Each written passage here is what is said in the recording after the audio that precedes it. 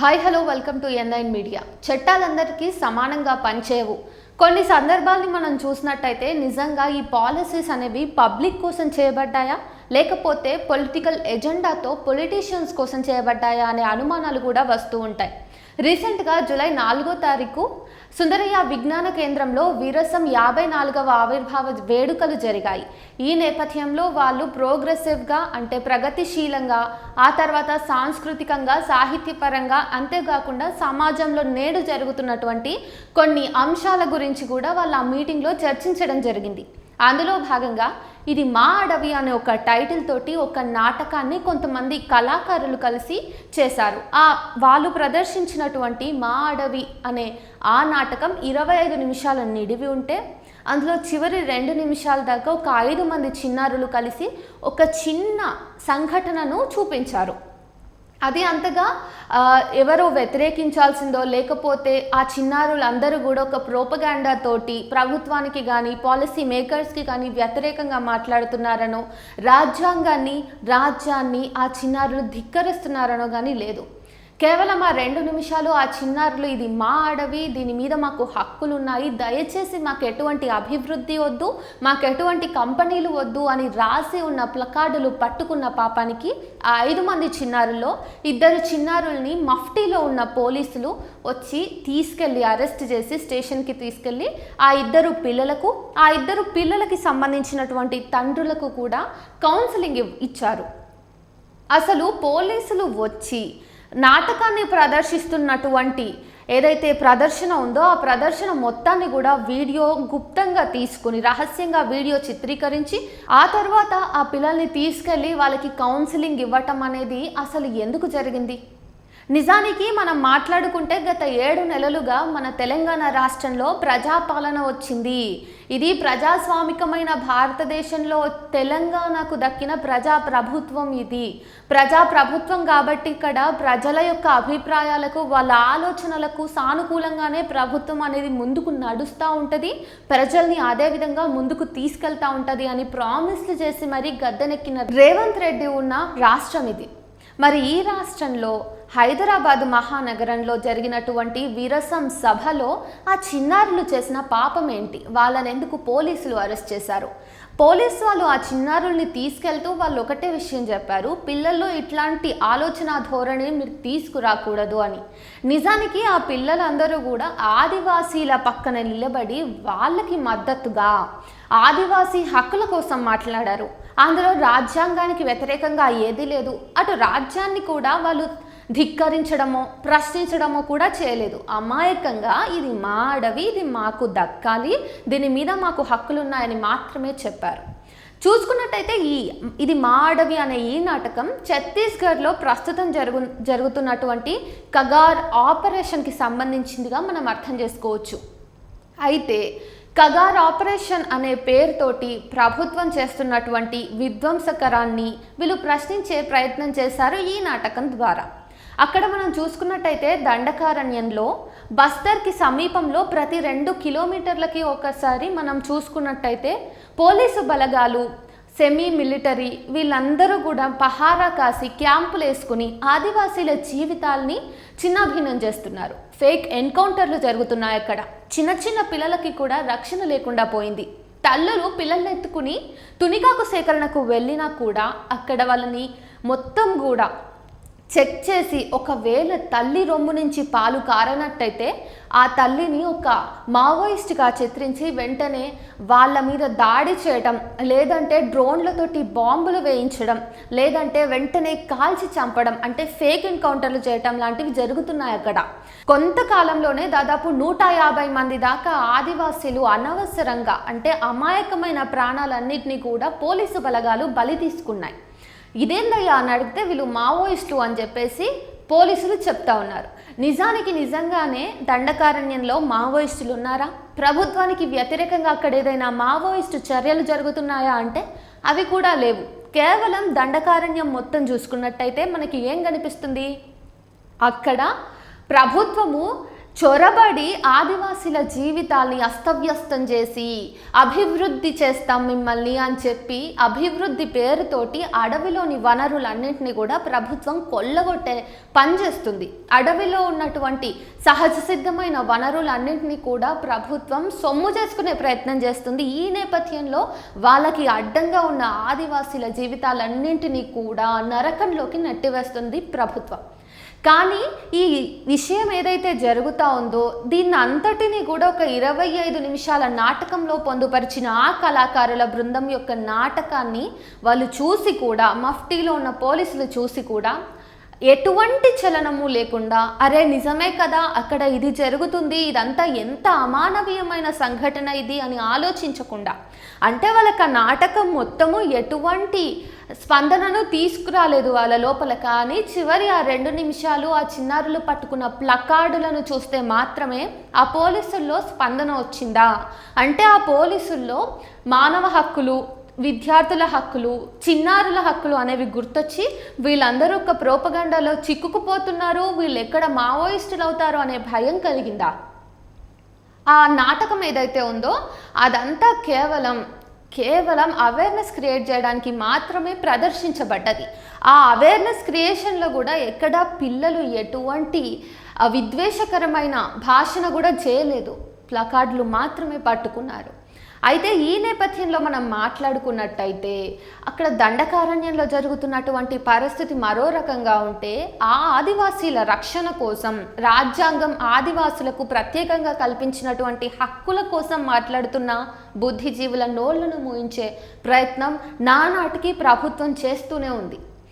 నిజంగా ఆ పోలీసులకి కనుక ఆ చిన్నారులు ప్రదర్శించినటువంటి నాటకంలోని భావజాలంతో నొప్పి ఉంటే, ఆ పిల్లలు విద్వేషకరంగా మారతారేమో అనే భయం ఉంటే, ఆ పిల్లల భవిష్యత్తు మీద అనుమానాలుంటే, వాళ్ళు పిల్లల్ని అరెస్ట్ చేసి తీసుకెళ్ళి కౌన్సిలింగ్ పేరుతో చేశారు కదా, వాళ్ళు అదే పోలీసులు బయట చిన్నారులను మత పెద్దలు, కుటుంబ సభ్యులే ఒక గుడికి తీసుకెళ్ళి, గోపురానికి తీసుకెళ్ళి మతానికి సంబంధించి మనం భారతీయుల కంటే కూడా ముందు హిందువులము అని చెప్తూ, మనం భారతీయుల కంటే కూడా ముందు మనం ముస్లింలను అని చెప్తూ, మనం భారతీయుల కంటే కూడా ముందు మనం క్రిస్టియన్లము, ఆ మతం ఈ మతం అని చెప్తూ దేశం కంటే కూడా మతాన్నే ప్రబోధిస్తున్నటువంటి మత పెద్దలను ఏమి అనరు. ఆ మత పెద్దల దగ్గర చిక్కుకుపోయి బాల్యం అంతా కూడా భస్మం అవుతున్న చిన్నారులను రెస్క్యూ చేసే ప్రయత్నాలు ఈ పోలీసులు చేయరు.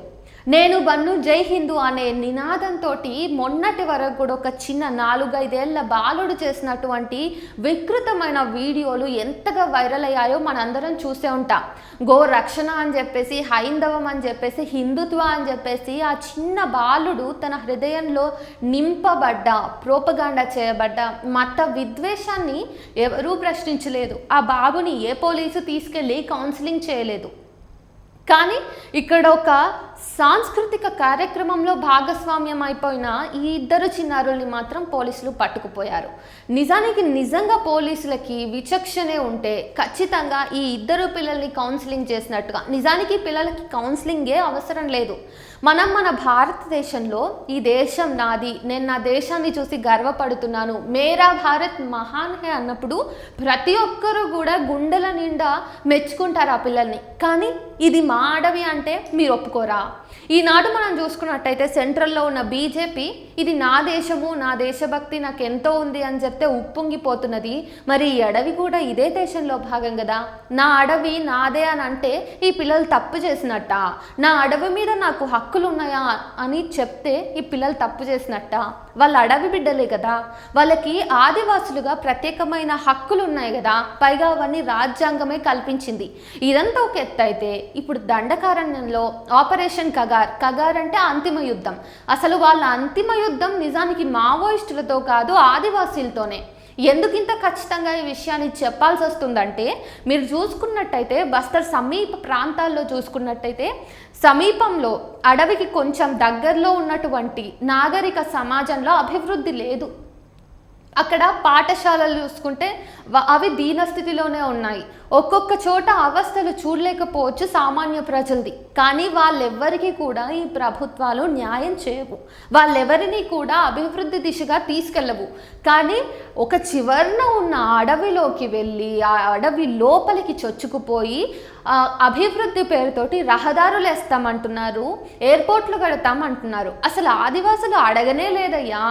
బయట ఉన్న ప్రజలే మాకు రోడ్లు కావాలి, మాకు స్కూళ్ళు కావాలి, మాకు దవాఖానాలు కావాలి, మాకు ఆ ఫెసిలిటీస్ కావాలి, ఈ ఫెసిలిటీస్ కావాలని అడిగినరు. కానీ అడవి లోపల ఉండే ఆదివాసులు అవేమీ అడగలేదు. జస్ట్ మా బ్రతుకులు మమ్మల్ని బ్రతకనిస్తే చాలు. 10,000 మందికి పైగా ఆదివాసుల మీద పెట్టినటువంటి ఫేక్ కేసులు ఉన్నాయి కదా, అట్లా చెయ్యకండి, అవన్నీ కొట్టేయండి అని చెప్పి అడుగుతున్నారు. వాళ్ళ బ్రతుకులు వాళ్ళనే బ్రతికేయమని, అట్లా బ్రతికేలాగా వాళ్ళని వదిలేయండి అని కోరుకుంటున్నారు. కానీ వాళ్ళకి అసలు అడవిలో రహదారులు ఎందుకు? చుట్టూ ఎక్కడ కనీసం మంచి రోడ్లు కూడా గతి లేవు. కానీ అడవిలో రహదారులు వేస్తే కేవలం వనరుల్ని తీసుకెళ్లడం మాత్రమే కదా ఇక్కడ ఎజెండా. ఇది క్లియర్ కట్గా అర్థమవుతూనే ఉంది కదా. అయినా కానీ పౌర సమాజం ప్రశ్నించట్లేదు ఈ విషయంలో.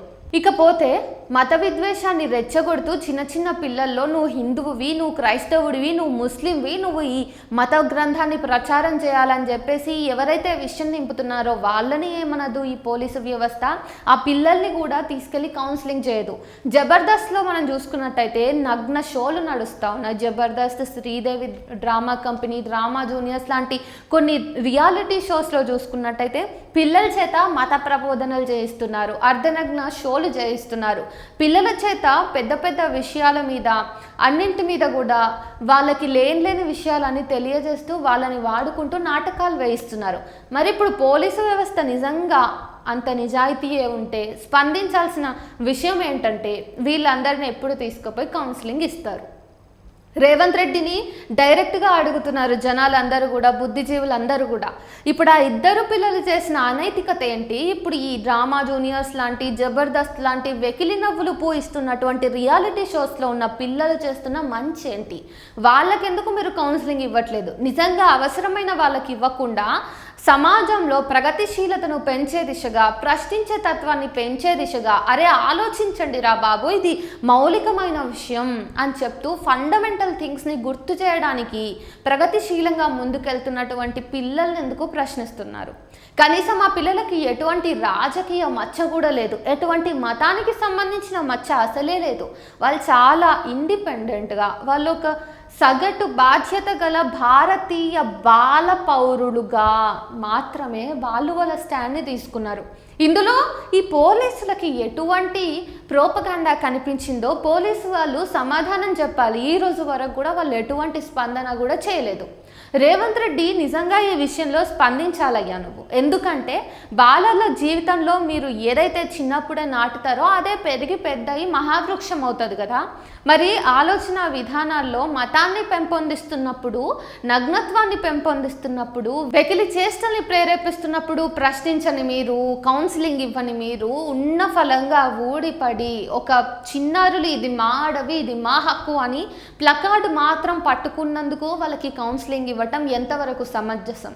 ఈ భారతదేశంలో 77 ఏళ్ళు అయిపోయింది స్వతంత్రం వచ్చి. మరి ఇన్నేళ్లలో ఎప్పుడూ ఆ ఆదివాసుల మీద, వాళ్ళ అభివృద్ధి మీద, వాళ్ళ కనీస అవసరాల మీద దృష్టి పెట్టని ప్రభుత్వాలు ఉన్న ఫలంగా డెడ్లైన్ అయిపోతుందనో, అక్కడ ఉన్నటువంటి అడవిలోని సహజమైన వనరుల్ని తీసుకోవాలనో కారణంని లోపల పెట్టుకొని బయటికి మాత్రం అభివృద్ధి అనే ముసుగులో ఆదివాసుల జీవితాల్ని పొట్టున పెట్టుకుంటున్నారు. ఈ విషయం మీద ప్రశ్నించాల్సిన అవసరం ఎంత ఉందో బుద్ధిజీవులుగా, ఆలోచించే జ్ఞానం ఉన్న మనిషిగా మీరే ఆలోచించుకోండి. మీరే మీ స్టాండ్ ఎటో నిర్ణయించుకోండి. జబర్దస్త్ లాంటి షోలలో నగ్నత్వాన్ని, ద్వంద్వార్థాలను, ఆ తర్వాత సెన్సిటివ్ సెక్షువల్ థింగ్స్ని మాట్లాడుతున్నటువంటి చిన్న చిన్న పిల్లల మీద తీసుకొని చర్యను మీరు ఈ బాలల మీద తీసుకోవడం నిజంగా సభ్య సమాజం ఖండించాల్సిన అంశం. అయితే ఇంకో విషయం ఏంటంటే జల్ జంగల్ జమీన్ ఇజ్జత్ అనే నినాదంతో ఎప్పటి నుంచో కూడా ఆదివాసులు తమ అస్తిత్వం కోసం పోరాడుతూనే ఉన్నారు. వాళ్ళ అస్తిత్వాన్ని ప్రిజర్వ్ చేయాల్సిన బాధ్యత మనకు ఉండి కూడా ఈ ప్రభుత్వాలు భుజాల మీద వేసుకోకుండా వాళ్ళ జీవితాల్ని మరింత ఆఘాతంలోకి తోసేసే ప్రయత్నం అనేది నిజంగా శోచనీయం. ఈ విషయంలో వెంటనే ప్రభుత్వాలు స్పందించి ఆ చిన్నారులని కాదు మీరు కట్టడి చేయాల్సింది, కంట్రోల్ చేయాల్సింది, మతాన్ని, లైంగికత్వాన్ని, సెన్సిటివ్ అంశాలను కూడా మెదళ్ళలోకి చొప్పిస్తూ చైల్డ్ అబ్యూస్ చేస్తున్న వాళ్ళ మీద మీరు చర్యలు తీసుకోండి. అట్లాంటి చిల్డ్రన్ని మీరు రెస్క్యూ చేసి వాళ్ళ బ్రెయిన్ వాష్ చేయండి, వాళ్ళ భవిష్యత్తును వాళ్ళకి బహుకరించండి.